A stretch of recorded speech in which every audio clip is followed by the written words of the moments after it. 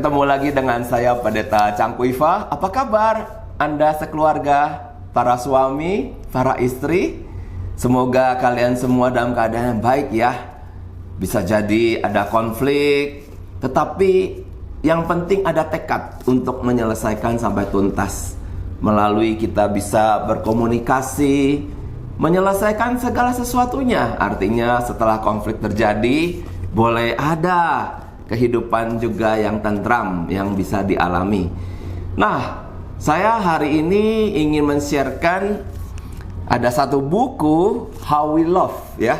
Terima kasih Pak Torsina untuk bukunya. Buku ini cukup tebal ya, bisa dilihat, dan ada beberapa poin yang saya rasa cukup penting untuk menjadi refleksi kita semua. Nah, hal yang pertama, buku ini tentang apa? Judulnya How We Love, yaitu bagaimana kita bisa mengasihi. Secara khusus mengasihi suami kita ataupun mengasihi istri kita. Nah, ternyata kemampuan untuk mengasihi pasangan itu sangat ditentukan oleh masa kecil kita. Ya, luar biasa. Bahkan di dalam tagline di sini dia bertanya ya, did you know your last fight with your spouse began long before you met? Artinya apa? Tahu nggak Anda? Kalau ribut Anda, konflik Anda yang terakhir ini yang terjadi, coba ingat kapan terakhir kali konflik? Ternyata itu dimulai ya lama sebelum Anda berjumpa dengan pasangan Anda. Lalu maksudnya apa? Maksudnya adalah ternyata respon-respon kita kepada pasangan, yaitu dengan perkataan, dengan body language, dengan sikap, itu adalah sesuatu yang lahir dari alam bawah sadar. Ya, dan alam bawah sadar itu adalah kumpulan pengalaman masa lalu. Jadi bukan lahir dari kesadaran kita. Kesadaran itu kan adalah kumpulan pengetahuan. Kita dengar seminar, kita dengar podcast, kita dengar khotbah, semua itu bagus sekali. Tentunya prinsip-prinsip kebenaran firman Tuhan yang kita dengarkan, tetapi kan itu masuk ke alam sadar kita, menjadi kumpulan pengetahuan. Nah, lalu bagaimana supaya akhirnya kumpulan pengetahuan itu bisa masuk ke dalam alam bawah sadar, yang adalah kumpulan pengalaman. Mau tidak mau memang harus dilakukan ya. Jadi betul, iman tanpa perbuatan itu mati. Dan yang Tuhan Yesus nyatakan adalah kamu diketahui sebagai muridku adalah dari buahnya. Itu dari tingkah laku kamu, dari apa yang Anda katakan, daripada sikap yang Anda pancarkan setiap hari. Dan saya berharap bahwa orang-orang di sekitar kita, di rumah, suami, istri, dan anak-anak kita, merekalah yang kemudian orang-orang terdekat yang Tuhan tempatkan dalam hidup kita. Anak-anak Tuhan yang terus bertumbuh melalui pernikahan, melalui keluarga, mereka lah yang boleh menemukan apakah betul kita ini anak Tuhan yang sejati atau bukan, begitu kan? Nah, di dalam situasi bahwa kita mengerti kebahagiaan yang terutama itu kita gali dari keluarga, ya, maka respon kita, perkataan kita, conduct, tingkah laku, itu penting. Bagaimana kita meresponi suami atau istri kita, bagaimana kita meresponi akan anak-anak kita, itu penting. Dan dalam buku ini How We Love, dia menyatakan kenapa ya kok banyak suami istri itu konflik tidak kunjung selesai, bahkan terus pat gulipat, tahun demi tahun konflik di antara mereka terus terjadi. Ada pola-pola tertentu yang akhirnya ujung-ujungnya memberikan kepada suami istri ini posisi yang makin menjauhkan diri mereka. Konflik demi konflik tidak membuat mereka makin dekat.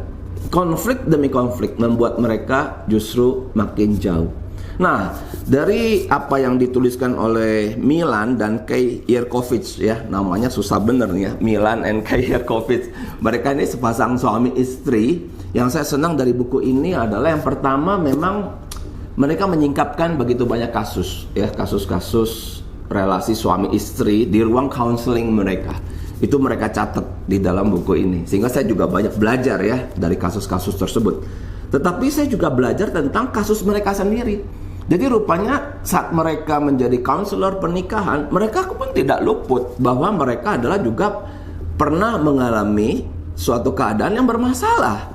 Dan yang bermasalah itu dideteksi, didefinisikan, dan kemudian dituliskan dalam buku ini menjadi buku How We Love. Nah, hal pertama yang saya ingin sampaikan dari penemuan mereka yaitu mempertanyakan yaitu pada saat suami istri itu konflik. Suami istri konflik itu pasti tidak enak, oke? Nah, tetapi responnya itu bagaimana? Apakah respon setelah konflik itu malah menjauhi pasangan, oke? Atau malah mendekati pasangan untuk menyelesaikan?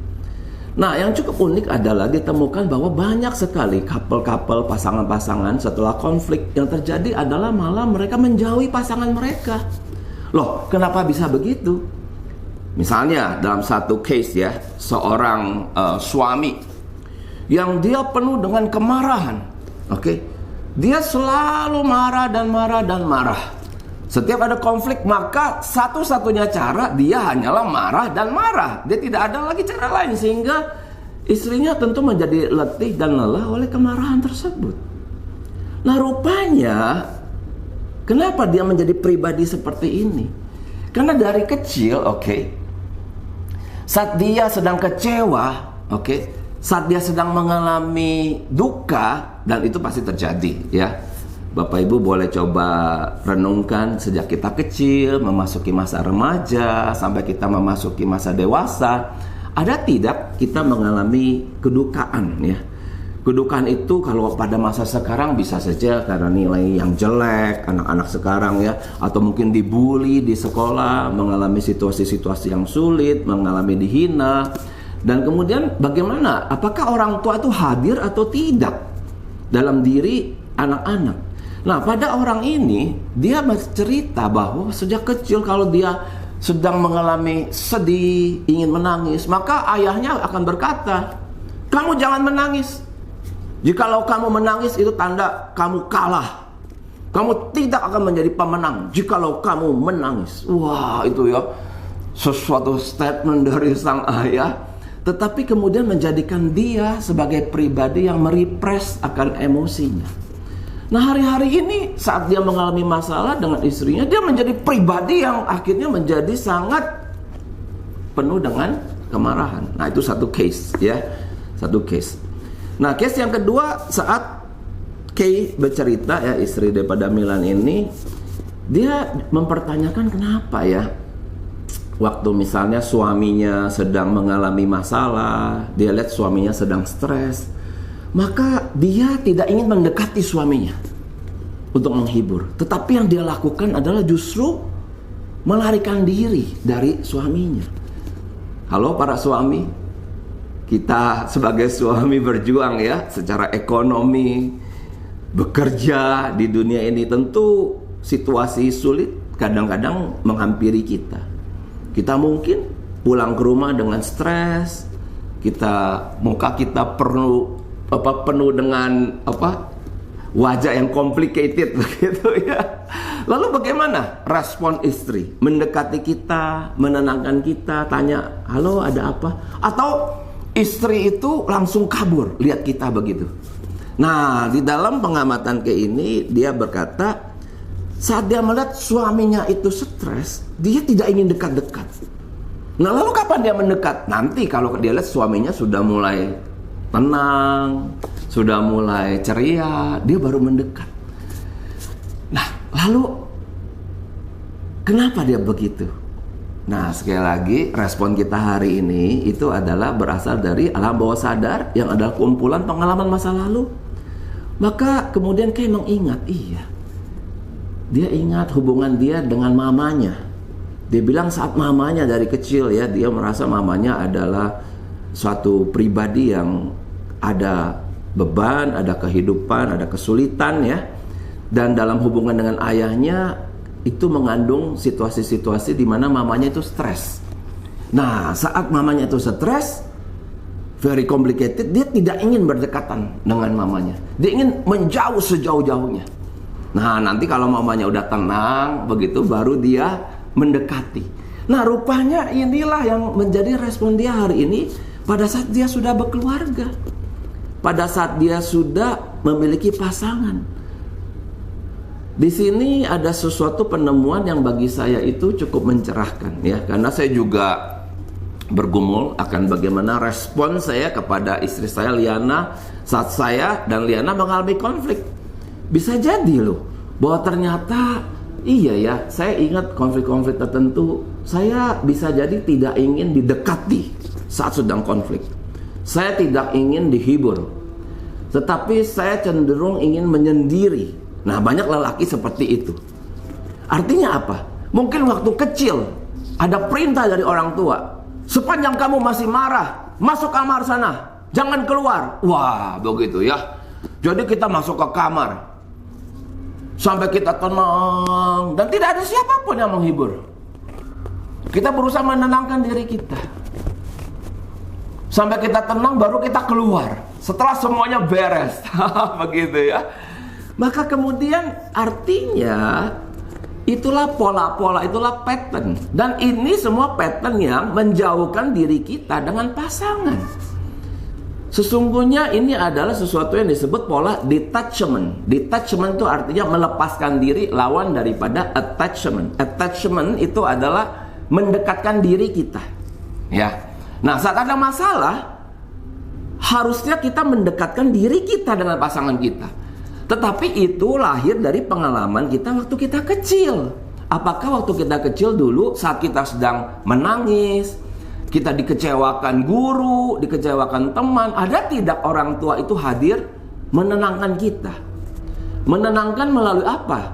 Melalui mendengarkan dengan sungguh-sungguh. Nak, kamu kenapa kok kelihatan sedih? Melalui apa? Melalui sentuhan. Mungkin kita ditepok-tepok. Tenang ya nak, papa mama ada di sini. Nah, sampai kemudian dari kekesalan hati karena kita dikecewakan, mungkin di sekolah, mungkin dimanapun itu, orang tua hadir menenangkan. Nah, itu suatu pengalaman yang menyenangkan, bahwa emosi bisa menjadi lega atas kehadiran seseorang. Nah, ini menjadi bakat, menjadi modal saat nanti kita sudah berkeluarga. Suami memiliki istri, istri memiliki suami. Ini pengalaman ditenangkan, ditentramkan. Maka saat kita ada masalah, kita akan mencari pasangan kita. Kita tidak akan menjauh dari pasangan kita. Demikian juga saat kita ada masalah, pasangan mendekat, tidak kita usir. Ada loh yang seperti itu. Kamu jangan deket-deket, aku mau menyendiri. Nah, ini lahir dari pengalaman waktu kecil dulu. Saat dia mengalami kesedihan, kemarahan, disuruh menyendiri. Sekarang pasangannya ingin mendekati dia, bicara, ada apa? Diusir. Nah, situasi-situasi ini yang tadi saya katakan sebagai detachment, itu tidak bagus. Saya percaya setiap kita harus tetap berlatih ya. Saya seringkali berkata tentang merawat pernikahan. Dan itu dimulai dari mana? Dari kemampuan kita untuk self-reflection, melihat apa sesungguhnya yang terjadi pada keluarga kita. Termasuk saya hari ini juga self-reflection. Saya sedang kecewa, atau istri saya sedang kecewa. Apa sih yang kemudian kami lakukan saat kami sedang konflik? Apakah kemudian menciptakan bibit-bibit yang disebut sebagai ingin berjauhan? Gitu ya. Tidak ingin berdekatan. Ya betul, ada baiknya juga satu ketika kita harus menenangkan diri kita untuk kemudian berjauhan untuk sejenak. Tetapi itu kan memang tidak kita pakai sebagai suatu sarana sampai satu titik kemudian saya sudah lega, ya udah. Kemudian masalah itu dilupakan gitu ya. Tetapi kan kita juga harus memiliki pengalaman ya untuk dihibur, untuk mendekat kepada pasangan, sampai kemudian bisa suami istri itu bersepakat kembali. Karena di dalam sepakatnya suami istri itu saya selalu percaya ada janji Tuhan ya. Di dalam Matius 18 dikatakan apa? Jikalau dua orang itu sepakat, maka apapun juga yang kamu minta kepada Bapa di surga itu akan diberikan di dalam namaku. Ini sangat penting, bahwa suami istri terus berlatih untuk bersatu, untuk menyatu, sepanjang umur pernikahan mereka. Nah, bagaimana dengan relasi Anda pada hari-hari ini? Video ini mengajak kita semua untuk bisa berefleksi. Dan jikalau Anda merasa ada kesulitan-kesulitan di dalam berelasi suami istri ataupun orang tua anak, dan Anda ada dalam suatu situasi hari ini sedang berjauhan dengan anggota keluarga terdekat, siapapun itu, suami istri ataupun orang tua anak, maka kita harus bertekad untuk membereskan, mencari kesepakatan baru, berdiskusi. Dan jikalau Anda ada kesulitan untuk hal ini, silakan boleh hubungi kami. Ya, rekaman ini dilakukan di kantor Family Insight di BTC. BTC itu ada di Pasteur di Bandung, dan kami siap melayani Anda. Nah, jikalau Anda di luar Bandung bagaimana? Tidak masalah. Pada hari ini kita ada teknologi untuk kita bisa bertatap muka melalui Zoom ataupun melalui StreamYard. Tetapi yang jelas kita tidak boleh membiarkan masalah relasi itu tidak kita uraikan, tidak kita tuntaskan. Harus kita bereskan sampai akhirnya dalam keluarga terjadi lagi suasana ceria, suasana kebahagiaan, suasana yang cair, suasana yang menyenangkan. Tuhan memberkati kita semua. God bless.